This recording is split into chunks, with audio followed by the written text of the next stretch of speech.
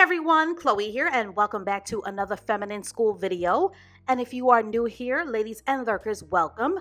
So today, as promised, I wanted to talk about a topic that most women and many men are often very confused about when it comes to getting into romantic relationships and understanding the invisible power dynamics of chemistry and attraction and desire and the magnetic pull of the masculine and the feminine principle, as both principles cannot be ignored, and they usually are, and both principles are very necessary for successful, long-lasting relationships, especially if a woman desires to be provided for by a masculine, high-value man. Now, the primary lesson to learn in romance is the fact that men and women are not equal in love, and that when it comes to romance, there is no equality, only equity. Now, when it comes to the workplace, men and women should be equal in terms of respect and pay. But even in the workplace, there are many nuanced situations where women will be paid way more than men and where men will be paid way more than women. However, in a relationship and a marriage, the most important dynamic in romance will always be the balancing of the masculine and the feminine principle, where women are cherished and honored and respected for their feelings, and where men are respected for their actions and their leadership. Now, successful relationships, in spite of what you've been taught, are not about the equality of sharing household duties and bank accounts, or the mechanical or the boring, mundane chores that help to keep your marriage organized, or as dull as dishwater. What makes a relationship successful is the awareness of what a man will bring to his masculine principle and the awareness of what a woman will bring to her feminine principle. And the awareness of these principles is what will forever create the necessary energy dynamic of harmony. And for the most part, when people get into pointless debates about what men and women should be doing for each other, both ignorant men and ignorant women will never even mention the energies of the masculine or the feminine divine that are required to sustain relationship harmony. But when it comes to love and romance and hypergamy and money, having harmony is the liquid gold that is needed to give a romantic relationship its longevity wings. Now, we all know what disharmony and dysfunction is because we see it in our families and we see it on social media, and we definitely see disharmony and dysfunction on YouTube because YouTube is just a smaller reflection of how distorted and imbalanced and defective and broken that the awareness of the masculine and the feminine principle really is. There is disharmony in the internet strangers who are arguing over petty beefs, and disharmony is arguing over money in relationships and who should be bringing the money in. And disharmony is what happens when a man is emasculated for not being a respected provider. And disharmony is when a woman comes to a relationship believing that femininity or having feminine grace or being ladylike is not important. And disharmony and dysfunction is when a man wants a woman to help split the bills, but who also wants her to submit. That is the spirit of confusion. And disharmony is when we are in relationships with narcissistic people who do not only not understand the energies of the masculine or the feminine divine, but who are toxically self-focused and self-absorbed to the point where they are lacking in the necessary exchange and give and take of reciprocity. Disharmony is when a man wants it both ways, to be respected, but to also need financial help in paying for his life. And disharmony is when a woman wants to be both the man in the relationship and to have a man. But as we all know, when a person wants to have it both ways, it will forever be a blow-up recipe for relationship disaster, as all romantic relationships will forever require the balance of the masculine and the feminine principle, because those are the principles that are the base foundation of what we know as harmony.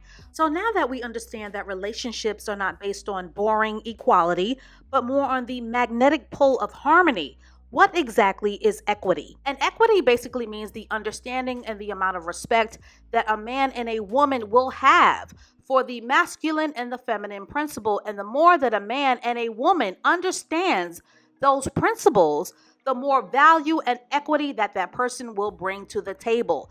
And if you want to be successful in romance, ladies, you must understand that these energies are unchanging and that they are hardwired for the reason of complementing one another, not competing with each other. And that these energies were not created to cancel out one another, but that these vital energies are the energies that nurture harmony, security, and stability and growth, and more importantly, relationship satisfaction. And the men and the women who are very aware of these energies are people who usually make quality relationship material. And the men and the women who understand very little about these principles are usually the people who walk right into the predictable trap of relationship disaster. And the wiring of these energies will never change just because we are in so-called modern times. Equity, in a nutshell, are the strengths that we bring as individuals to a relationship through either our masculine or a feminine energies. And the more masculine a woman is, the more she is out of pocket in her relationship. And the more feminine a man is, the more a man is out of pocket when it comes to his attitude of entitlement. So, equity in a man are the desirable masculine qualities that a man brings to the table: provision, adventure, a helping hand, protection, strength, excitement, security, stamina, and legacy. Because the masculine divine is so much more than having a peen and having muscles and wanting to be the boss. For women, it is the feminine principle, her level of femininity, her softness, her beauty, being a good listener, having allure and having mystery and having compassion and being caring and having a relationship with her instincts and her intuition and her womanhood and having seductive appeal and being nurturing and supportive. As being a feminine woman is so much more than having a vag and some hips. Those are the aspects of the feminine divine or the feminine principle that will always inspire a man to be his masculine best. Not competition, not your college degrees, not your misandry, which is basically man hate, and definitely not looking like a hot basica and masculina mess. So ladies, what you want to focus on in your relationships moving forward is the amount of feminine equity, not work equality, that you are bringing to the relationship table. And unfortunately, with many women, the feminine equity that they are bringing to a romantic relationship is either non-existent or is either struggling on fumes, as most modern women are groomed to invest in their workhorse ability and their testosterone, which is the hormone that is most responsible for the hardening of women and of making women rough around the edges. And unfortunately, with many men, the masculine equity that they are bringing to the relationship table is also very low and is also full of the spirit of confusion and full of struggle and strife. And because so many men are confused and lost in their understanding of the value of what masculine equity will bring to them, they instead choose to be reactive, weak men who waste their lives arguing with women over nonsense because they are in their feminine and they have invested a great deal into nurturing their estrogen and blathering on with estrogen rants. But ladies and lurkers, the power and the glue that keeps romance and togetherness magnetic and pulsating and vibrating and alive and thriving is the amount of masculine or feminine equity that we bring to the table of relationships. Not equal pay or role reversal or having a good career or being a boss or being a stay-at-home couch surfing husband or a husband who is in the shadow of his provider woman's limelight. So again, the only place where a man and a woman should be equal is the workplace for doing the same job.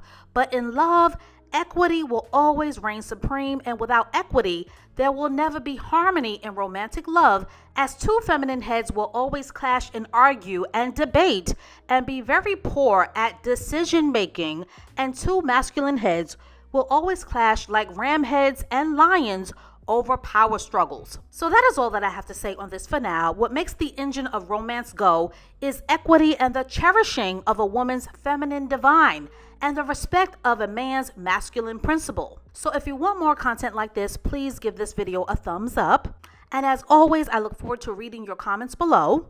And stay tuned for more feminine school videos to come. And I will catch up with you ladies and lurkers in the next one.